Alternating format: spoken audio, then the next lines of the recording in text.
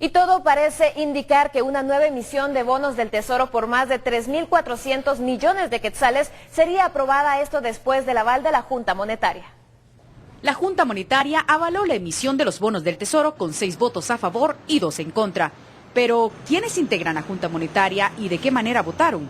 Edgar Barquín, presidente del Banco de Guatemala, a favor. Pavel Centeno, ministro de Finanzas, a favor. Sergio de la Torre, ministro de Economía, a favor. Elmer López, ministro de Agricultura, a favor. El diputado Luis Pérez, representante del Congreso, a favor. Rodrigo Ponce, representante de la USAC, a favor, pero con un voto razonado.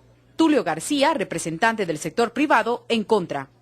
Y Luis Lara, representante de la banca guatemalteca, en contra.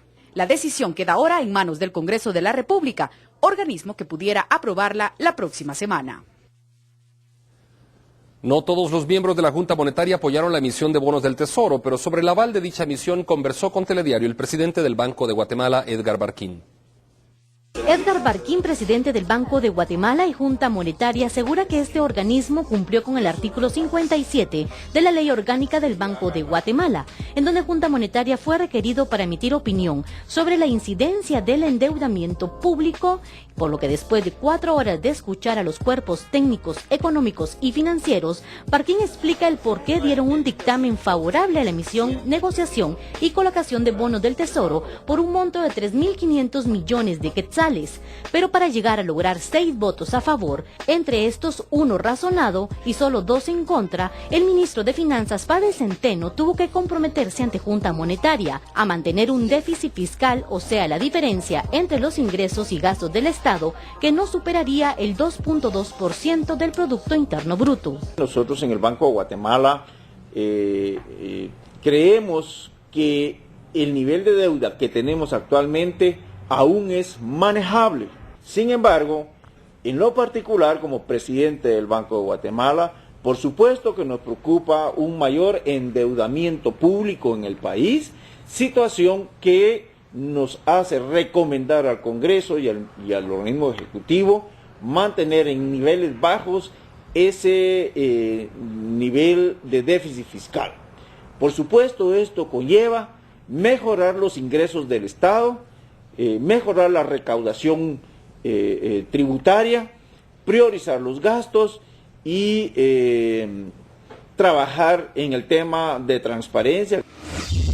Entre las recomendaciones de Junta Monetaria está que los recursos provenientes de esta posible colocación de bonos se destine exclusivamente a la inversión pública, conforme lo establecido en el proyecto de decreto que acompañó el ministro de Finanzas, por lo que esperan que los diputados tomen en cuenta esta opinión. Sin embargo, dentro de este proyecto de finanzas se especifica la palabra adeudo y no especifica exactamente el pago a deuda flotante, por lo que persiste la intención de garantizar y convencer a los diputados por medio de 2 vías. Estamos en las solicitudes que se amplíe, son 2.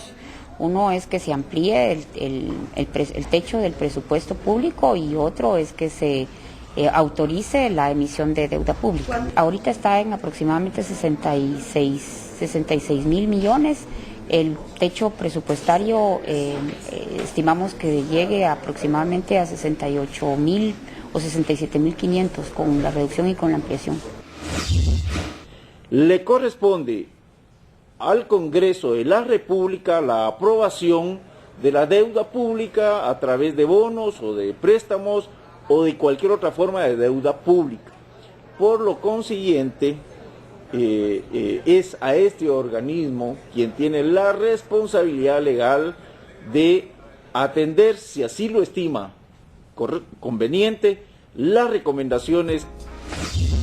De aprobarse estos bonos en el Congreso, la deuda pública ascendería a 103.700 millones de quetzales y Banguat confirmó que en agosto será una amortización de 2.300 millones de quetzales, por lo que este aspecto es positivo, agregó.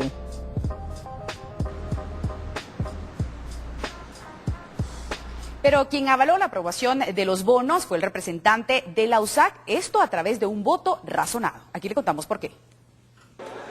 Diputados se pronunciaron ante la aprobación de bonos del Tesoro que realizó la Junta Monetaria por 3.445 millones de quetzales, algunos a favor y otros en contra.